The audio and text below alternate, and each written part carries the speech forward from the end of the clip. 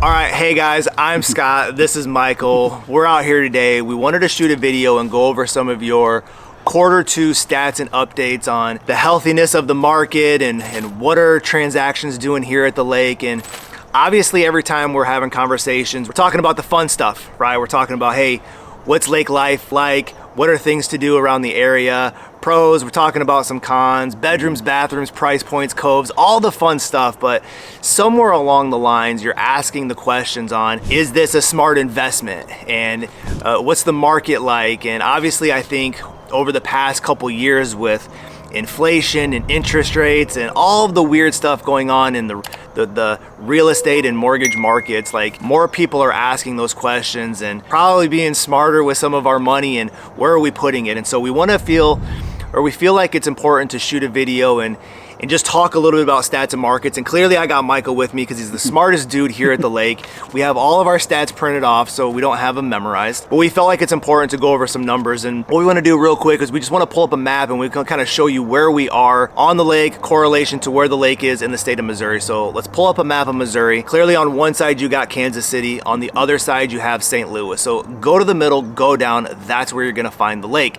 Very specifically right now, Michael and I are hanging out at the 28.5 mile marker. We're in Miller's Cove. Miller's Landing Cove. Miller's Landing Cove. We're kind of in the belly of the dragon right now. This is a super cool spot because you're kind of in town, right? You're right off Highway 54. You're close to Osage Beach, the hospital. Very conveniently located for amenities and all that kind of stuff. So we're in a great spot. We're hanging out on the dock. What we really wanted to go over was some of these stats and the healthiness of the market and kind of what's going on. So first stat we want to talk about is waterfront, residential, kind of single family homes. What does that look like in Q2? How did that compare to Q1? Michael, what's that look like in your world? Sure. So we had an interesting early spring this year, Scott. We had 7 weeks of rain. So it delayed the market a lot. Our stats, I know going into Q3 and even Q4 are really going to pop. The positive side of it is we saw a 3% increase, right, in transaction volume, which is huge, which equated to like just under 300 transactions. It was actually a lot of transactions for the time being coming off of that. And then also with the average sales price actually bumped up. The average sales price went up to about 839, call it 840, round it off. I think part of that is the people who are looking at the lake right now that are looking for a second home or short-term rental are looking for something that is absolutely turnkey. Fully furnished, turnkey. They don't want to necessarily do a rehab. So things slowed down a little bit due to weather. Right, and that makes sense, especially here. A lot of rain, heavy rain down. Like you're not going to get out there and do a whole lot, especially on lakefronts. But year over year, price point of home has increased almost $60,000. Yeah. Right. So your single family home, lakefront, waterfront property, volume, price point has gone up $60,000. So that's a pretty healthy number. It is. And if you look at it, it's basically, I'll do my cowboy math real quick. It's about 9%. Yeah. Right, which is huge, right? Yep. Considering we try to coach our clients to a 3 to 5%, you know, property value gain. I'm sure you do with the mortgages as well. Same. So yeah, I think that's still a very healthy. And I think when you look at the trend, and we have some stats, and again, hey, if you want these numbers or you need more information on this, just call, text, email us, let us know. But there's a steady trend year over year with property value increases. So your lakefront, waterfront properties, single family homes continue to increase year over year. Home values continue to rise. Transactions might have been down just a little bit, maybe again due to weather and some other things, but the home values continue to go up and continue to rise. So those are lakefront residential properties. Let's go off lake and look at some of the kind of offshore options. Michael, what's that look like with some of these stats? Actually, it's very positive. So we saw 3% there as well, transaction volume, over 525 transactions in the last quarter. Personally, our last 3 clients that have purchased out here have been off water. Some have been off water with a view. Some have been large acreage, 100+ acres, right? And I think there's a lot of reasons for that. People are wanting to get to this part of the country. The lake is amazing, but also the RV world, the side-by-side world, golf, wine, you name it. There's a lot of people that are into those things as well. The off-lake options are phenomenal. If you think back, right, we just a couple weeks ago did kind of this MLS tour of off-lake properties, found a lot of cool like barn dominiums and big shops, and obviously just acres after acres after acres, right? There's this big draw to have a little bit of space and elbow room right now. And then last week's video, you saw we had our clients in town and he landed this 120, 160 acre property, which was a one-of-one process. It was a phenomenal home, but it goes to show you with affordability, like being below the national average with affordability, not having to be directly lakefront on the water. There are some phenomenal off-lake options where you're still close, right? If you still want lake life and want to be on the boat and want to go and travel to the restaurants, the bars and all those things, cool. You can just go to a marina, you park your boat in the marina, but then you go back to your home, which has obviously a lot of space and elbow room. Up in transactions, so again, there's more transactions on those off-lake properties, and the home values have still increased year over year with those properties as well. So just from an ROI and a healthy market, investing into this area, again, lakefront, yep, those have increased in value, but so have your off-lake, offshore options as well. Hey, next topic we want to talk about are your condominiums. Are these lakefront or are these all condos everywhere? This will be all condos. All condos everywhere. Now, the majority of the condominiums here are going to be waterfront properties. Yeah, they right? are. The majority of them are going to be. So what do our condo stats look like? This one might be a little skewed. Yeah, this one's a little skewed. A little bit. So a couple things. We're balancing right now. So the short answer is the condo market we're up 6% over last year. Okay. Correct. That being said, the condo sales have lagged a little. And part of that is, I have to take you back to March of 20. Early in the pandemic, the people flocked to this part of the country, and a lot of people bought them as short-term rentals. Correct. So a lot of condos do have short-term rentals. Correct. Since then, the condo complexes have limited the short-term rentals to 20%, and you may or may not be able to sell it as a short-term rental. Number two is some condominium complexes have made changes to where no short-term rentals whatsoever. That's part of it. Correct. The other piece is, and this was very unique, the boats are getting larger. They're getting wider and longer and heavier. So a lot of the condo complexes have had to go through a massive dock upgrade. So if you have 500 to 1,000 slips, they've got to be upgraded to accommodate people's newer boats. That is a huge expense. And typically the HOA or the condo complex owns the boat docks and the slips.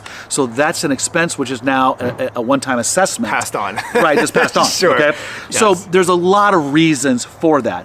But here's the positive. The positive is there is a lock it and leave it mentality. We are currently working with a number of buyers right now. That's all they want is a lock it and leave it. They are some beautiful units. In fact, we may take a boat ride today and get some footage of one or two of them. But the condo market is up 6% over last year. So the market is up 6%. I like your word balancing. We're going through a balancing act right now with the condo community. So that's important to know that the volume is up 6%. And I think that's really key, right? So as he mentioned, back in the pandemic, a lot of people flocked here for those short-term rentals, and they flooded those and they bought those condos as fast as they could for those Airbnbs and those Verbos and those short-term rentals. And now they're maybe trying to offload those. So depending on who you are, if you're very specifically looking for short-term rental opportunities, maybe it's better to look at single-family homes right now. Maybe better to look at those single family home options. However, if you're in that retirement stage or you want that turnkey, low maintenance, and you're moving here, relocating permanently for yourself, cool, then condominiums could be a great option because there's a lot of good opportunities for them, right? Like price points and concessions and all that stuff. Like, you have a lot of choices and options if you plan on living in that, full-time year round. So last thing we want to touch on is your properties that are 7 figures and above. So $1 million plus properties. Michael, what's that look like? Holy cow, Scott. We closed on 72 of them in the last quarter. That was amazing. Prices are up. Our average in that price point is 1.7, actually 1.8 at this point. It is really increased. The last quarter over quarter, it's up 1 full percent. That's a big number when you're talking about that. And a lot of that is two things. One is a lot of homes went through remodels, again, through the pandemic. Here we are post-pandemic, people put an insane amount of money in these houses, but not just the houses. We talked about yesterday, the dock game down here is off the charts. We showed a property the other day, the dock alone was $350,000. Had a kitchen, a hot tub, you name it on there. So the dock game has grown exponentially down here at the lake, which is a large piece of that number that's in that number. It goes into the value of the home. It goes into the value of the Absolutely. home. But we were pleasantly surprised to see that. The other piece is, which I think we're going to see in the third quarter stats, which we'll probably do later this year, is a lot of new builds are finally being finished. So they're closing, right? So they were a lot sale, now there'll be a new build. So I think we'll see that in the third quarter stats too. Yeah, like 72 transactions in one quarter. It's a lot. 7 figures above at really just a big lake in the middle of nowhere is a really big number. And again, when you look at the stat year over year, transaction volume is up, home value is up again. So you're still seeing that appreciation level. So I think when you look at some of these stats, residential single family homes on the water, condominiums have a little bit of a skewed number, but everything still seems to be trending in the right direction, which is an increase in appreciation in home value. So if you're looking for short-term rental options or you're investing into the area, those stats would probably say it's a pretty smart investment. And obviously if you're relocating here permanently and you're here for the long haul, the next 10, 20 years, you're still gonna be a positive ROI, and it's still a very healthy place to invest your money. There are more and more places around the country that are starting to see decrease in home values and appreciation. And I think Lake of the Ozarks, again, we're not hidden anymore, right? So we're on the map, we're knowing about it, and I think around that pandemic time is when a lot of people started to recognize that they wanted to do life a little bit differently. They wanted the lake life options. They found this place, and there's TV shows and other stuff about it, so it's not a hidden gem anymore. And I think some of these stats and these appreciation levels in a, I don't know, not a downward turn market, but in a challenging market with higher interest rates and price cuts and other kinds of things, Lake of the Ozarks still seems to be a pretty safe investment. Yeah, it does. And one other point we heard at our last MLS board meeting was 65% of our transactions are cash. And so what's happening is people are taking a HELOC out of their primary residence back home because they do have so much equity in their primary residence at home, and they probably have a sick interest rate that you put them into, right? So they don't want to lose that, but they have all this equity, right? So they can come down here and they can make that investment and put their money to work for them. There's a lot of investments going on here at Lake of the Ozarks, and I think what we'll probably do here pretty soon is shoot a video and tell you about some of the commercial investments and stuff. And we've done that before, and I think it's time for maybe an update on that. So we wanted to shoot this video. We wanted to talk very specifically about residential homes, the appreciation values, transactions, get the point across that it's still a very healthy place to invest your money and a smart ROI.